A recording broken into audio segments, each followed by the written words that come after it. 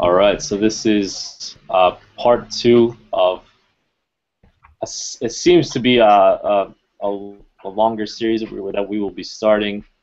Haven't decided on the length or duration, whether it's weekly, bi-weekly, monthly.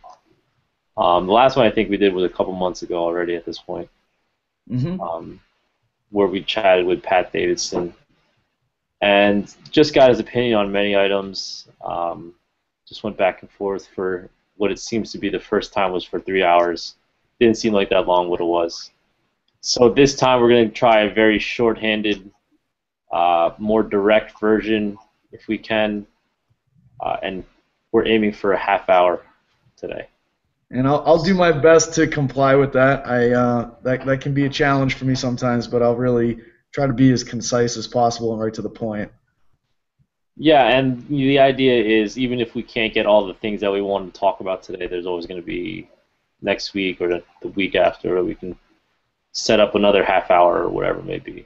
Miguel, the people want this stuff, and we just have to do our part to give them what they want, man. So, yeah, let's just kind of make this happen. I think we might have something with this, and I know I have fun doing these talks. So, yeah, at the very least, we'll entertain ourselves, if no one else. All right, so things have changed logistically for you in the past couple months already.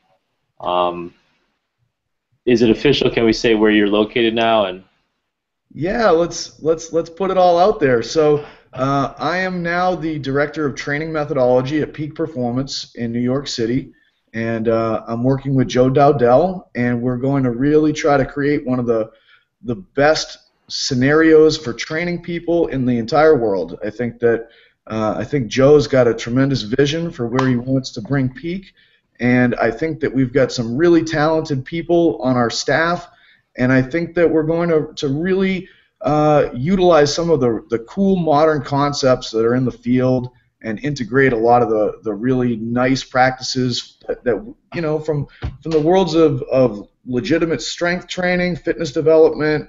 You know, obviously I'm big into the PRI methodologies, and just really give people a good solid foundation of movement quality, fitness development, and feeling good about themselves within a training scenario. there you go.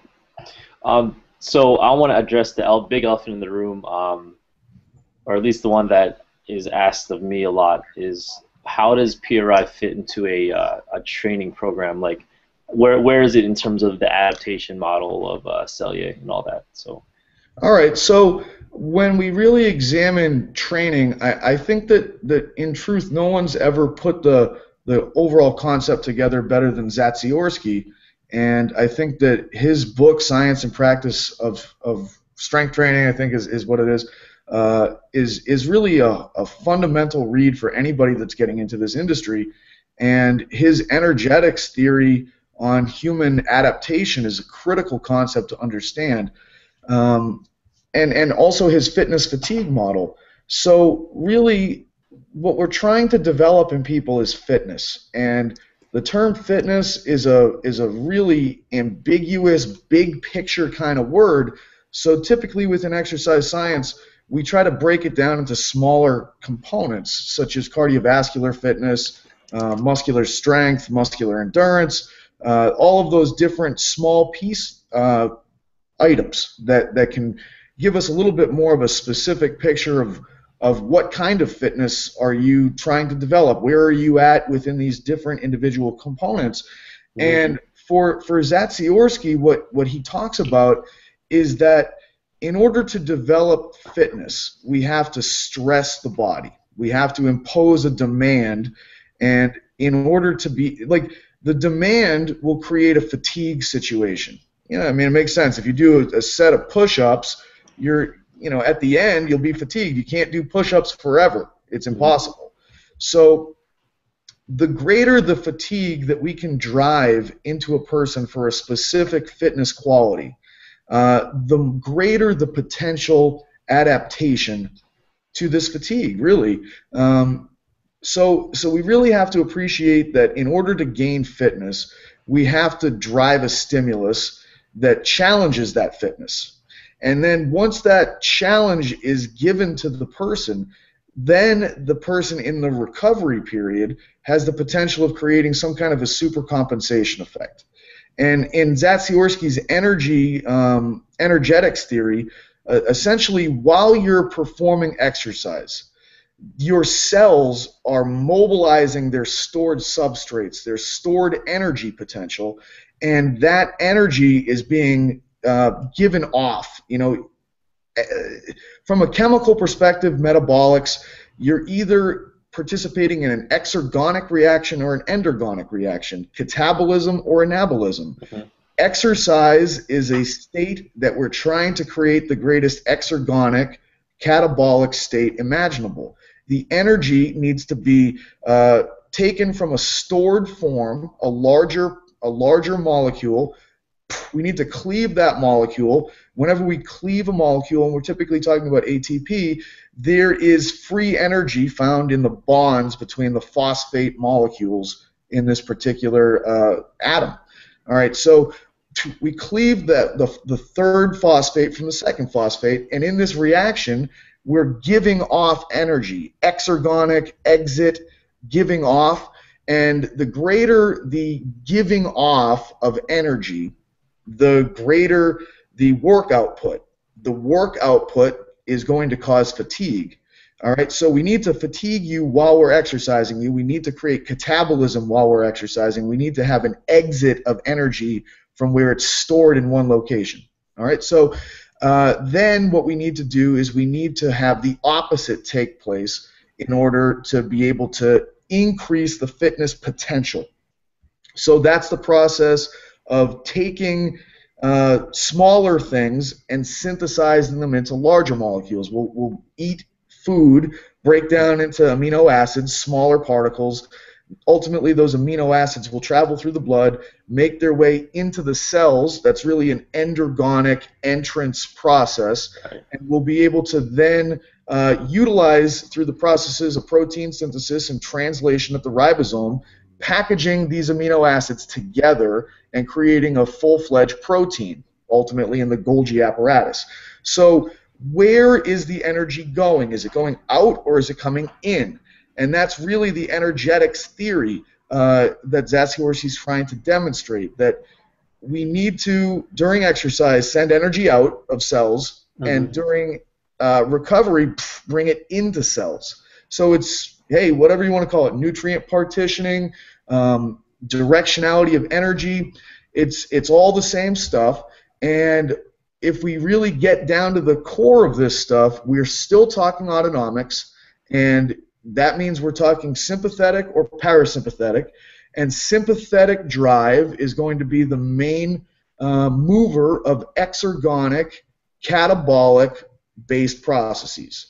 And parasympathetic drive will be what ultimately sets the stage for bringing things into cells at a much better level, creating endergonic reactions, building.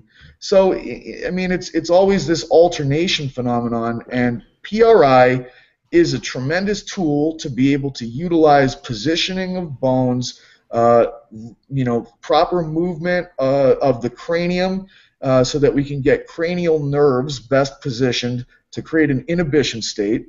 PRI is fundamentally associated with proper breathing and an exhale-based strategy that will cause a chemical response in your pulmonary circulation, reduction of oxygen, that ultimately, when the blood circulates from the left ventricle into the arch of the aorta, the chemical concentration of that blood is read by chemoreceptors, which are capable of signaling up to the brain and telling the brain from a chemical perspective to shift into parasympathetic tone.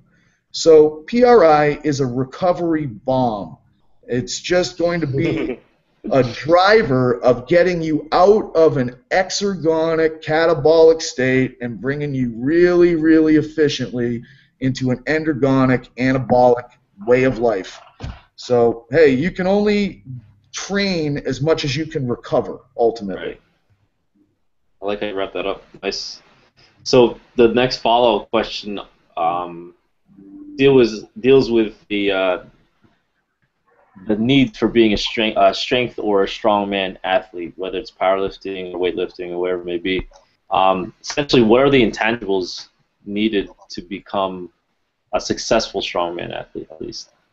Well, I think that if you look back on the classical literature, Medvedev, the other big time Soviet weightlifting coaches who wrote those manuals that a lot of people look up to as far as resistance training advice. If you look at Tudor Bompa periodization, Issurin with block training, all of these things are focused on long-term development models, multi-year training processes.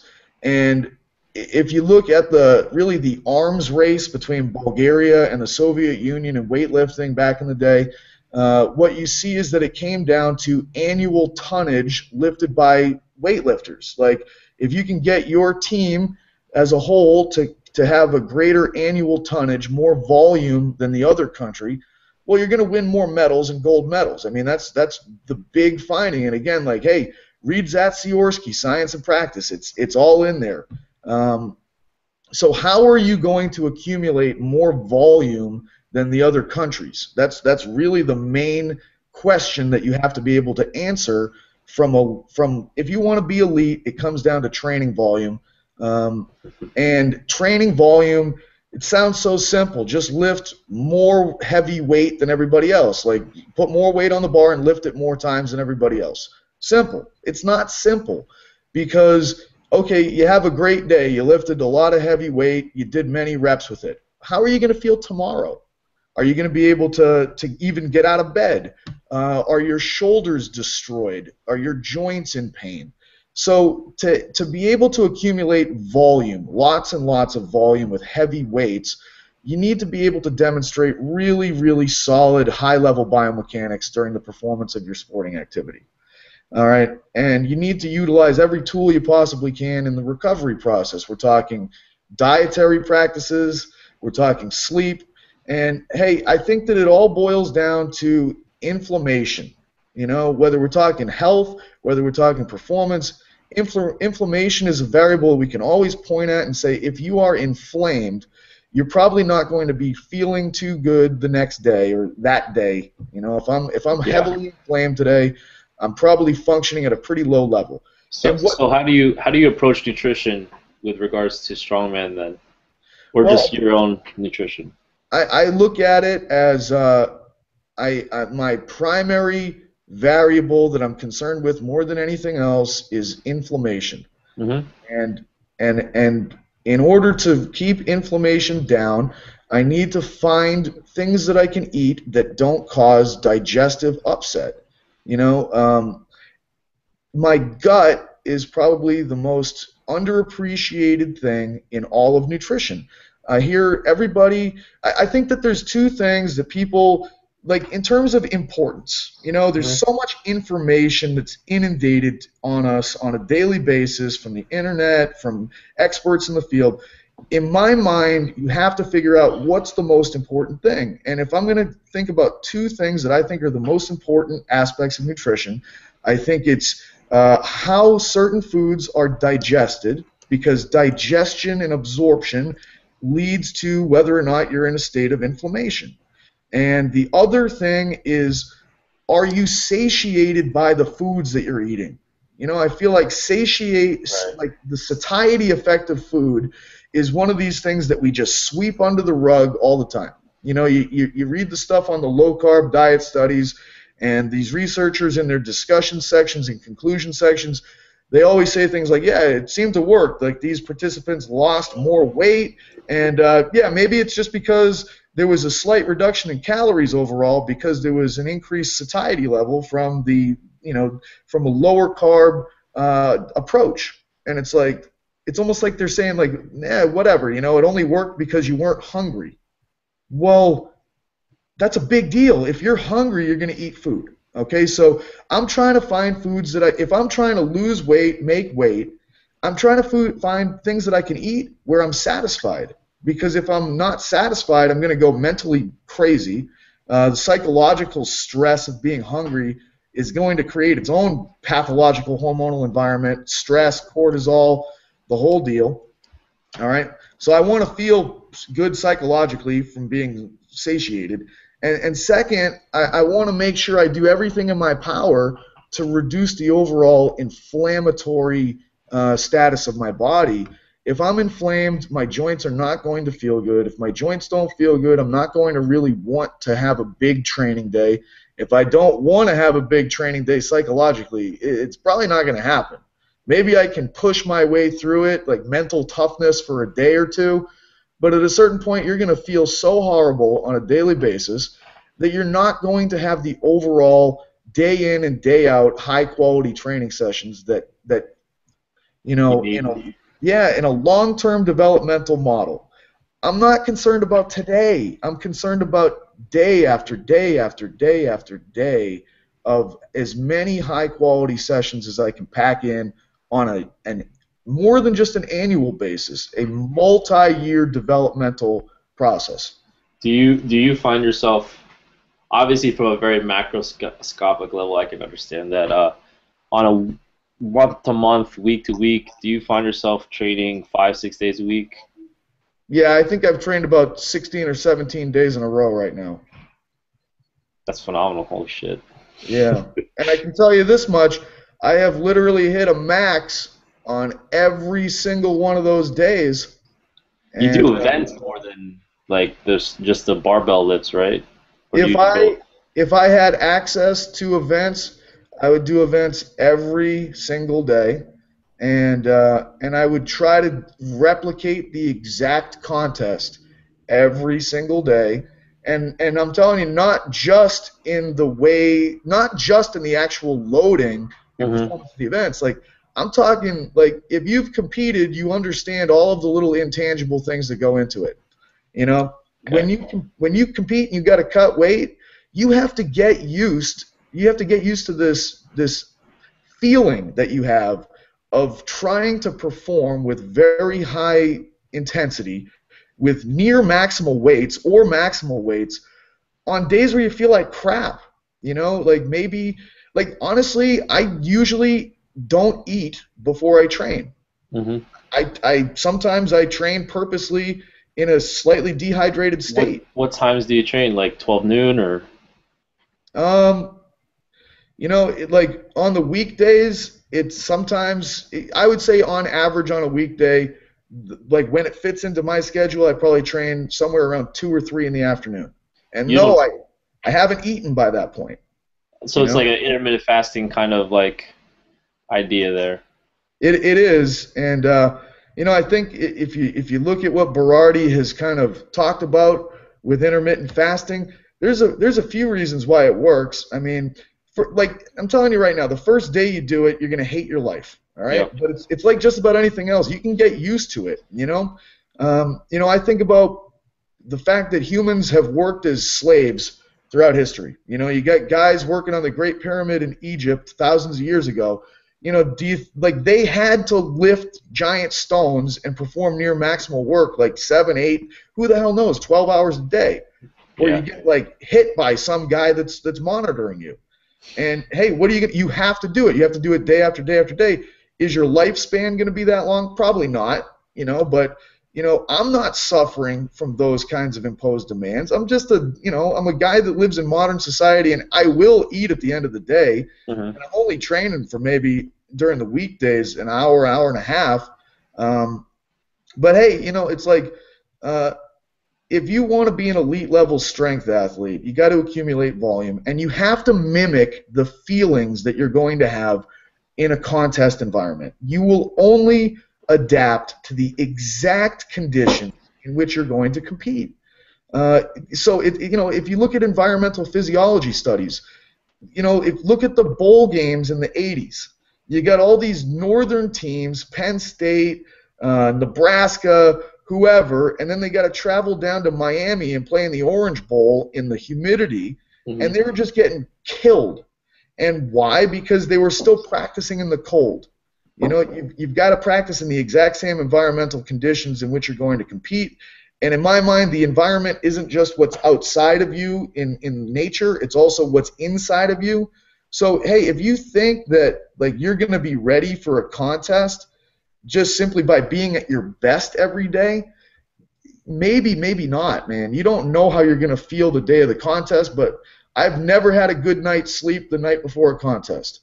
I've always had to, like do something crazy in terms of like not eating food, cutting water. So Right. the way I look at it, I want to get used to that. I want to know what it feels like to have to lift heavy weights and really stress myself under conditions where I'm not fed and maybe I don't have the best hydration status. And if I do that, the internal environmental characteristics are things that my brain will get used to. And believe it or not, like I think that people, like we're so spoiled and pampered in our society. I need an omega wave to tell me if I can lift today. I need to fill out a questionnaire to tell me if I'm going to be able to handle a training load. It's like, dude, suck it up. Like just do work and like figure it out. Like Yeah. That's my next question that I was just sitting on. Do you use any other technology besides, the obvious advances in strength and conditioning protocols or even functional movements? Well, that's a great question. And look, I appreciate all of the technology that comes with the Omega Wave. All right, I mean it's an unbelievable device. But what I'm more concerned with is the underlying explanation of what this thing is actually measuring. Right. Right? And the most, it measures a whole bunch of stuff. We do tend to just focus on the heart rate variability aspect, but I'm more concerned with what the hell is heart rate variability and what are the things that actually drive it to improve. And from the meta-analysis that I've read on the subject of heart rate variability, it's ultimately, they always say the heart rate variability is not interesting for what it tells us about the heart. It's interesting for what it tells us about the brain, and it's interesting for what it tells us about the discussion between the medulla, the amygdala, and the ventromedial prefrontal cortex. Okay. Mm-hmm. And it seems of those three, that trinity in the brain, which one's the most important one? Well, it seems to be the ventromedial prefrontal cortex. And what does the ventromedial prefrontal cortex actually do in the brain? Well, it houses your own autobiography. And if you really think about that concept, we're talking about the story about yourself that your brain tells yourself. What is it about yourself that you believe you're capable of? What do you think your ultimate capacity is? What can you handle? So, if we examine the different studies that have gone into what increases heart rate variability amongst different populations, I think that one of the most interesting is what we've known about alcoholics. If you put alcoholics in a situation where they're tempted to drink and they don't drink, that increases their heart rate variability. And why? Well, it's because they've gained a greater sense of personal control.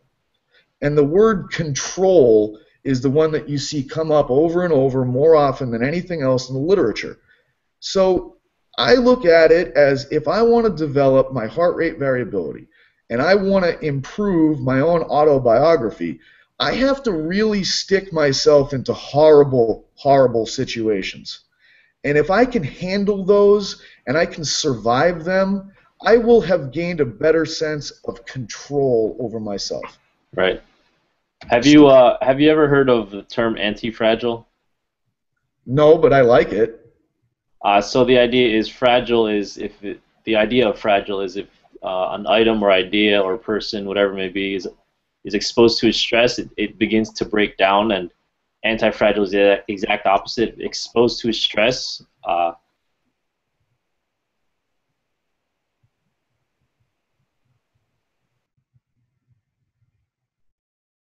from Talib about it. Well, you kind of broke up on me there, so I only heard the very beginning of when you got into anti-fragile, and you explained. I heard what you said about fragile. You're exposed to a stress, you break down, and anti-fragile is kind of the opposite. And I would assume that you went on to say that you're exposed to a stress and you learn to kind of overcome it, perhaps. You get stronger out of it, yeah. And I think that this goes into that, the whole Friedrich Nietzsche phenomenon. I mean, this is kind of where it started, ultimately. Hey, look, Nietzsche.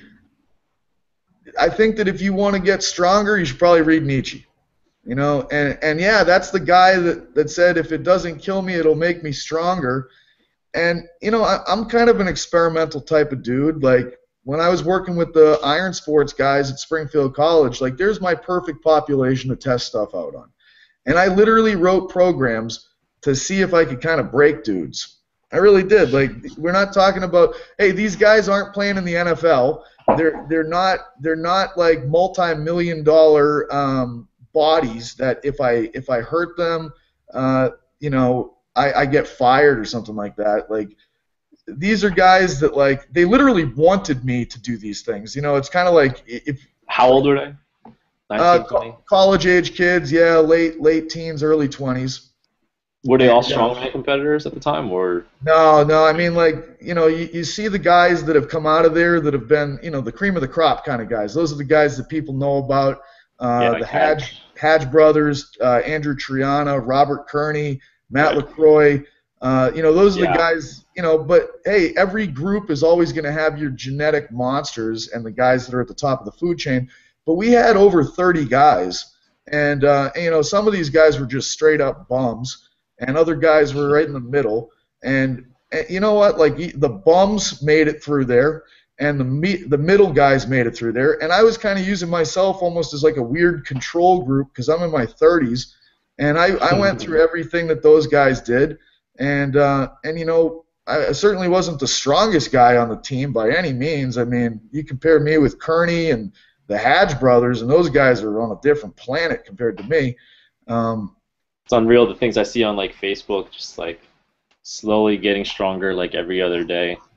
Yeah, I mean, those guys, like, I just saw a video of Kearney pulling 800-something pounds from a 14-inch height, and he's, like, 23 now. It's just kind of amazing, like, when you see, like, think about CrossFit, you know what I mean? Like, the people that sign up for CrossFit are basically saying, hey, please kill me. Like, I'm hoping that you just abuse me to the point where I can't even walk. Well, I had a bunch of guys that were looking to compete in strength sports that are basically telling me as their coach, please abuse me to no end. And it's like, well, as their coach, like, as the person that's trying to drive this train, you kind of have to give your passengers what they want to some degree.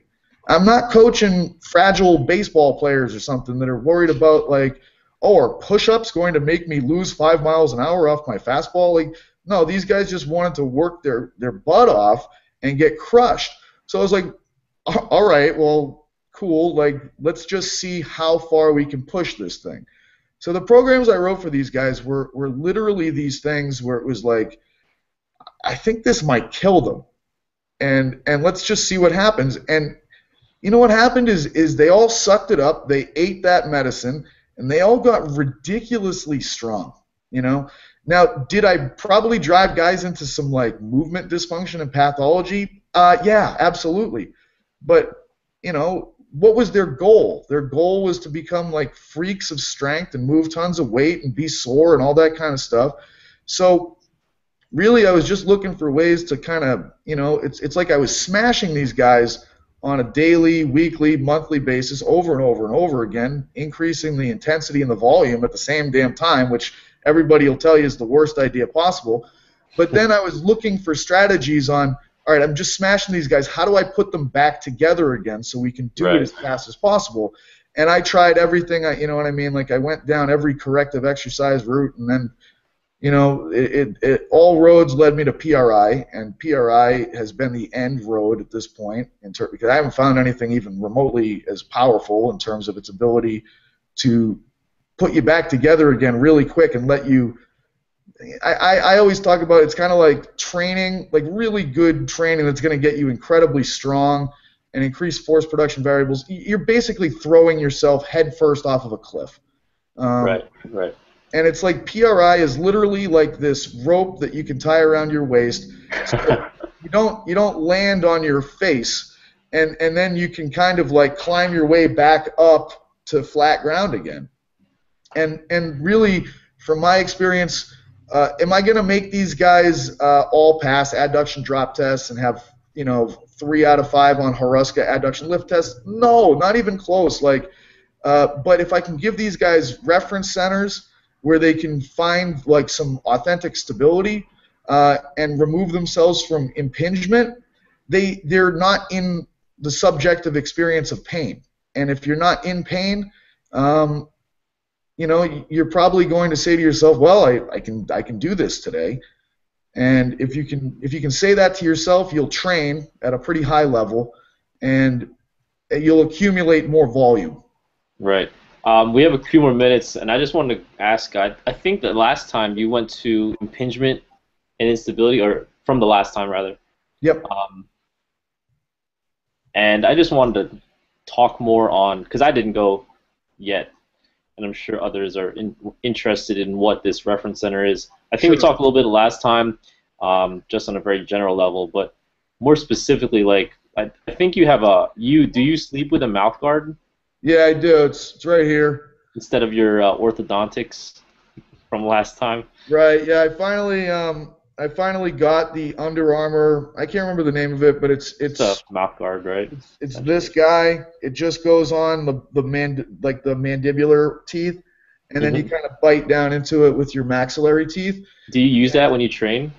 I do. I use it. I wear that thing all day. I mean, again, I can't touch my molars together, so I need help.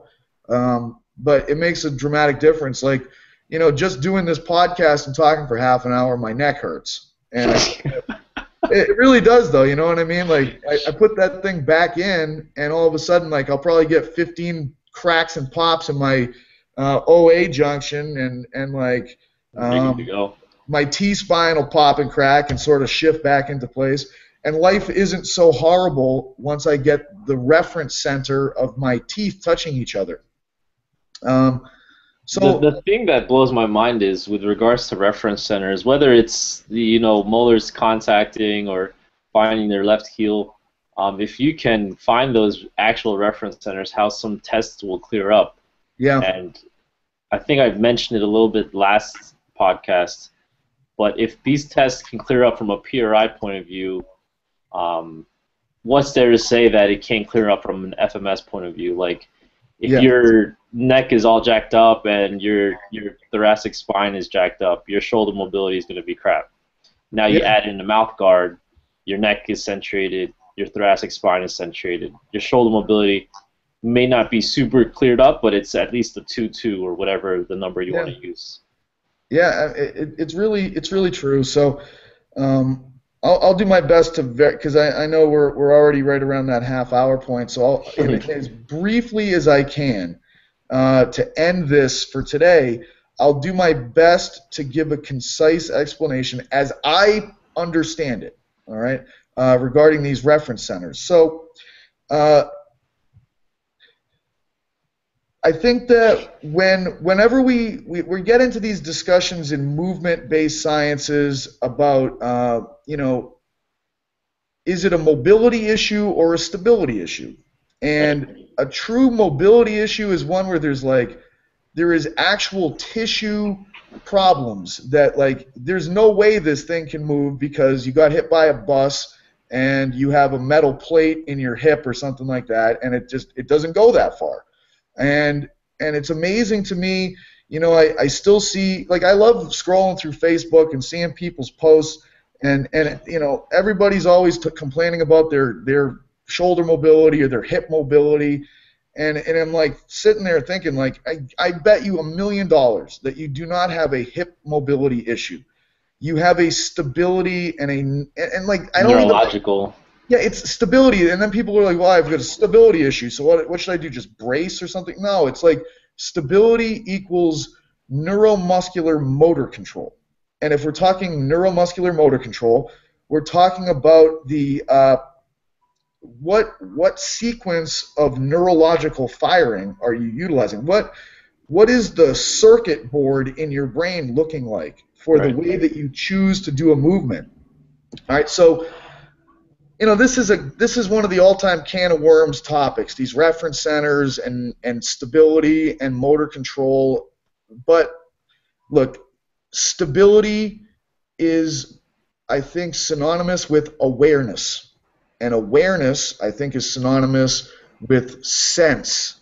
And if we're talking sense, we're talking about the sensory cortex of the brain. And the sensory cortex of the brain is the recipient of afferent neurological information. Afferent neurological information is speaking to organelle, mechanoreceptors, muscle spindles, Golgi tendon apparatus, organs that are located in the muscle fibers, the joints, and the capsules. All right, and these things are always sensing position, stretch, and force. And they sense these things, and they send a signal via nerves up to the brain.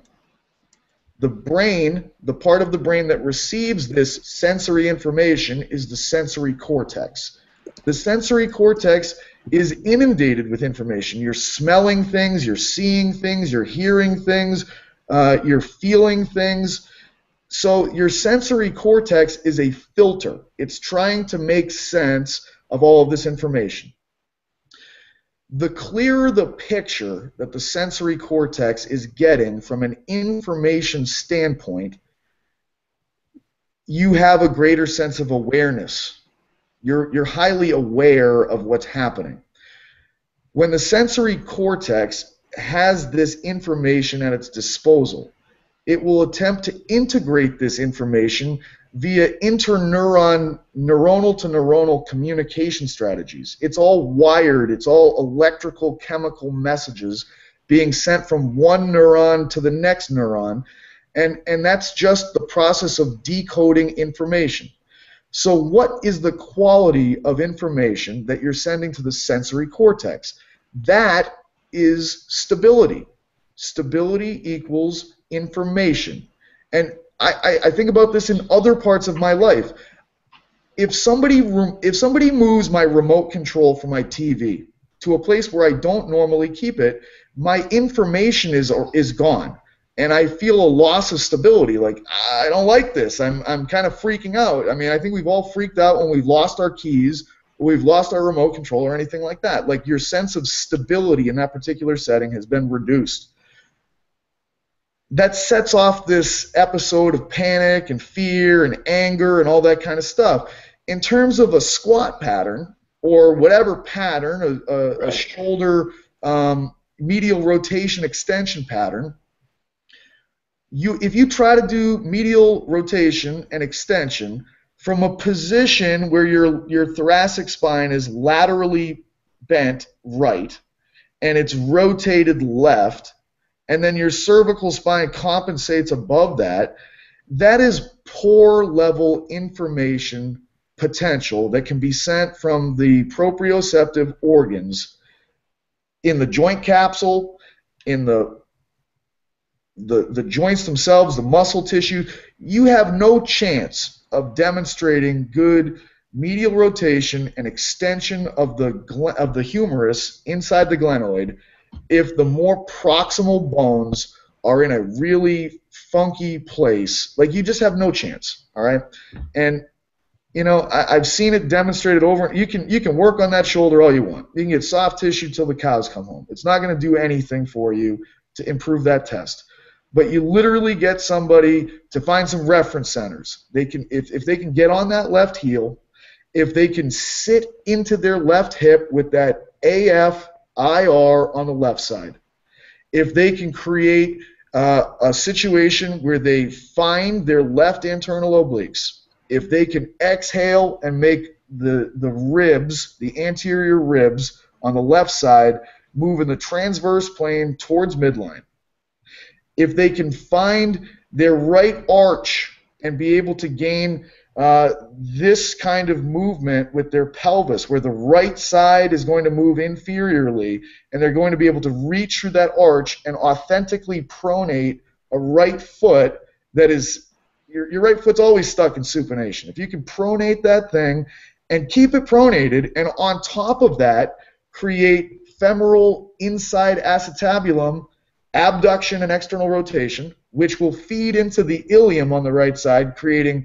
abduction and external rotation and some flexion, you'll then be able to gain a possibility of sending proper afferent information up to the brain. Okay? That is awareness. That is stability. And then all of a sudden, out of nowhere, boom, internal rotation. Oh my God, how did that happen? That was magic. No, it wasn't. It was just better information going to your sensory cortex. And like, you know, you blow people's mind by like, okay, I'm just going to have you like look left with your eyeballs really hard and try to rotate your head to the right.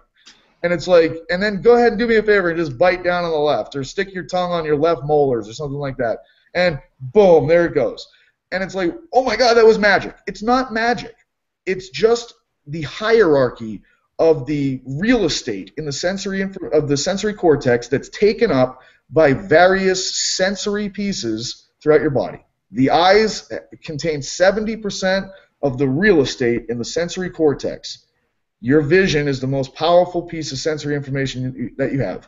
Second to the eyes are the teeth. And people understand this when, if you have a piece of floss, you've been flossing, it gets stuck in your teeth, it drives you crazy. You can't leave it alone. Your sensory information is so high there, it's unbelievable. We lose sense of our left molars. If I just put something in there and you feel that left molar, that's sending afferent information. Like, you feel it, okay? How do I know I feel it? Because it's registered in my brain.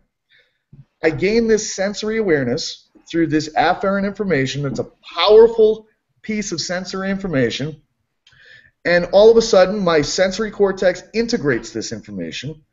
It then feeds into motor responses. It's always this way. That's the hierarchy, the algorithm of the brain. You have to have sensory information. It then needs to be integrated, and then it can be sent to the motor cortex. And the motor cortex is what sends out the efferent information to the body and causes movement. You can't have the efferent without the afferent.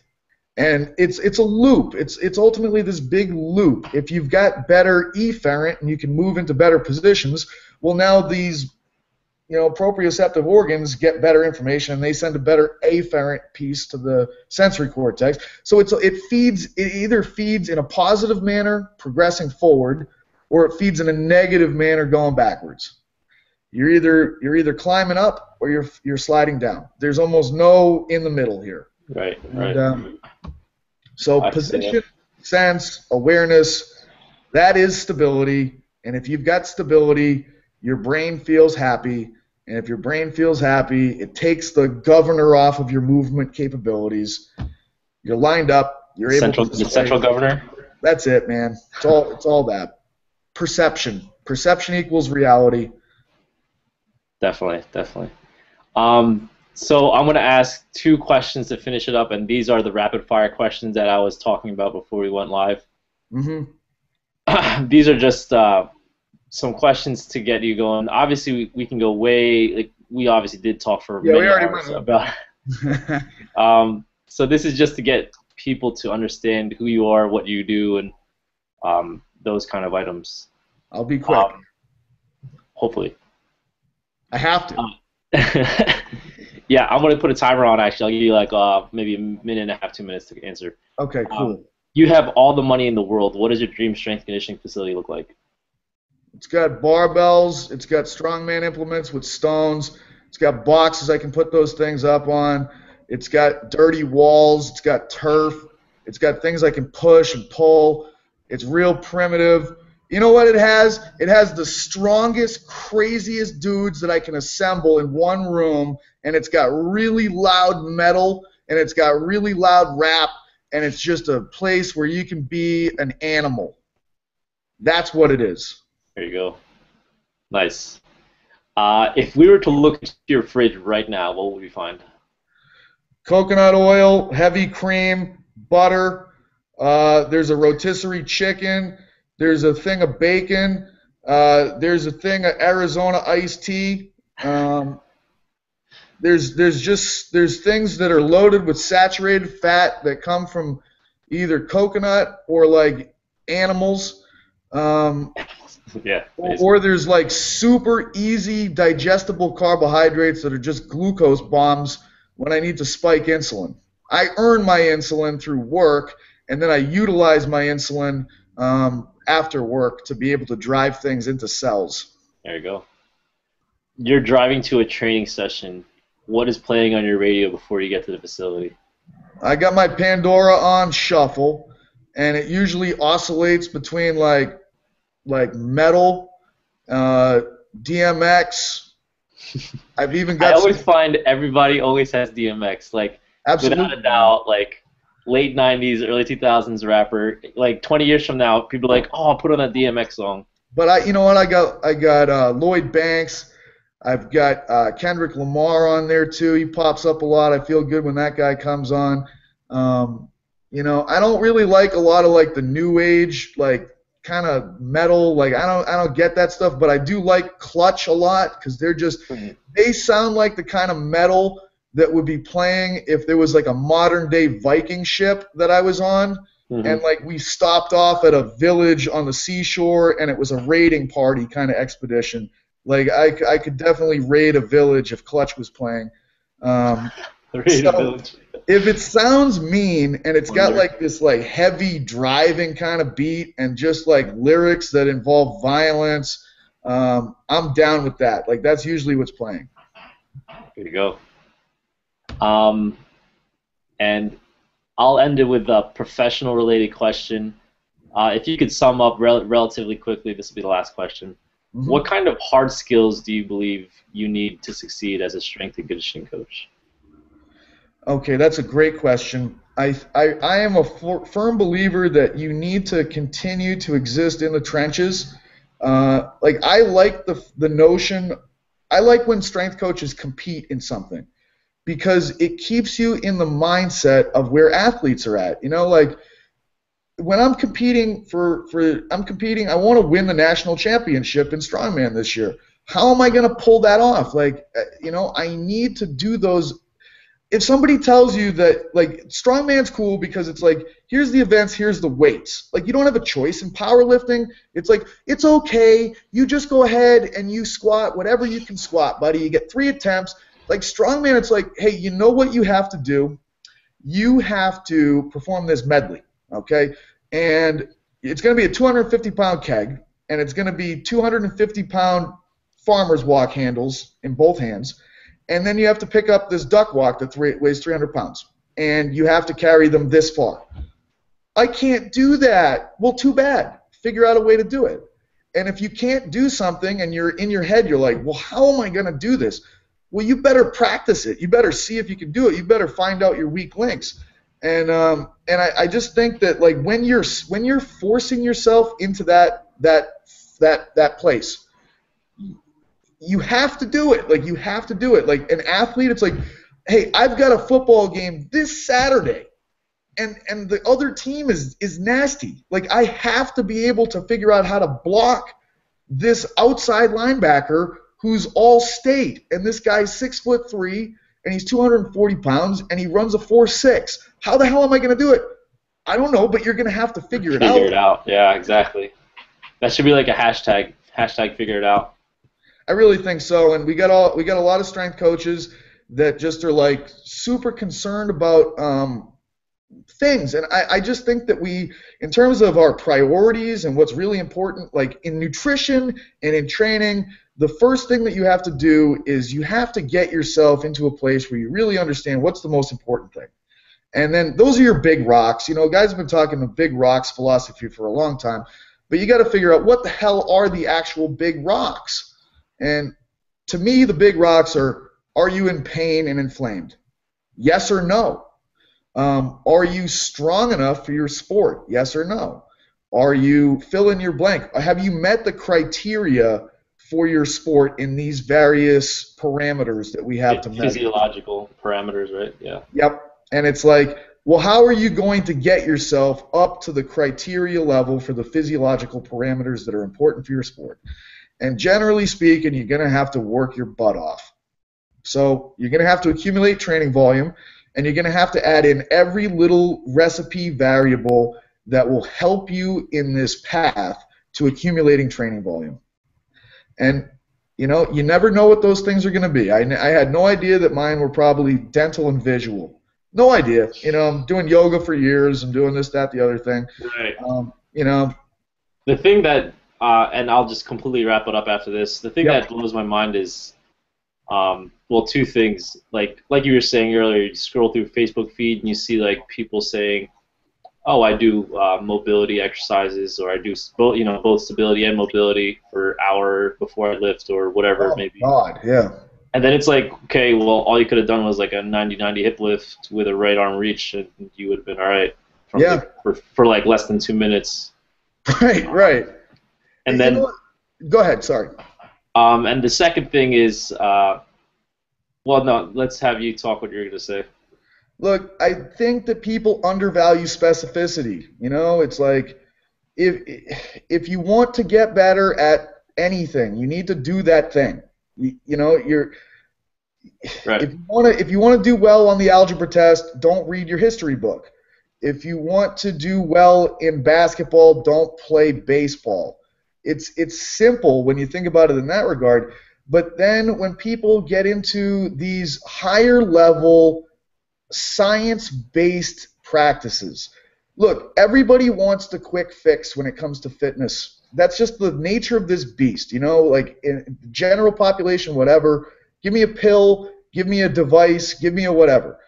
So from a movement science perspective, unfortunately, when it really comes down to changing the way people move, it is a neurological, neuroscience-based thing. And you know what's really hard to learn? Neuroscience. Sorry, it is. You know what's really hard to learn? Autonomics. It's complicated. It's technical. And people want to have a quick fix, and there is a quick fix. If you know what you're doing and you have a corrective exercise is a scalpel. It is surgery. It is not the time to pull out the sledgehammer. It's not the time to rig up bands around your hips and put lacrosse balls in every possible place, and like, it's not your time to throw grenades. It's your time to take out the scalpel and go right to the heart of the matter. Right. I believe that, yep. If you're really, really smart and you understand this, you're able to have precision. You have a laser-guided scope, and you can hit that thing in a one-shot deal. And if you don't have that kind of knowledge, you might as well just make your clients and your athletes work hard from a physiological perspective, because you're not going to change their movement. You're not going to fix them up. You might as well get them fit and strong. You might as well do something, man, because I see a lot of dumb stuff that people are doing, and they think it's functional training. It's like, it's not working. You know, Einstein always said that the definition of insanity is doing the same thing over and over again that doesn't work, and you expect new results. And it's like, my client still looks the same as they did on day one. They're still fat and weak. So let's keep doing the same program where they're standing on one leg and holding a 3-pound dumbbell and doing this ridiculous, you know, movement. Well, you're not changing their movement. They still have biomechanics from hell. And you certainly haven't given them a fitness response because you never worked them hard enough. So if you don't know what you're doing, if you haven't studied neuroscience, if you haven't studied breathing and autonomics and inhibition, do yourself a favor and stop wasting people's time with rinky-dink little movements. At least work them hard with big bang exercises, because at the very least you'll at least change tissues and give them fitness. Just put them on a prowler for about half an hour and let them go. Yeah, it's not hard. It's not that hard. Definitely. All right, Pat, we'll end with that. We already went over by I don't even know how long, but we'll most likely continue. We pretty much doubled it, but that's not bad. Whatever. We'll probably continue this in maybe a couple weeks. We'll see where we're at. See if we can do it as soon as you want, man. Like these days work pretty good for me. We'll see what kind of response we have, but the idea I want here is like a continued growth, if that makes sense. Because it's already what July, what 22nd. 22nd. So the idea here is um, you're going to another course in the next couple weeks, right? Yeah, I'm going to PRI Vision in 1 month from today. 1 month, okay. So Yep. maybe we'll do it after that. And I think I'm going to be doing something else. I'm not going to Vision, but there's other courses that I might be attending. Let's do one before then. You know what I mean? Let's keep ourselves accountable, I think. Okay. Look, Sure. we didn't really get a chance to really talk about food, and people do want to hear about food. I mean, people want that stuff. And I do have some things to say. Okay. I don't like talking about food because I think that it's easy, and I think people overcomplicate the damn thing way too much. But I think maybe the reason why I think it's easy is because I really understand the underlying physiology of hunger and cellular responses. And I don't think maybe people don't know that stuff. So, All right. We'll continue maybe next week then. We'll see what happens. I like it, man. Always a pleasure. Thanks. You got it.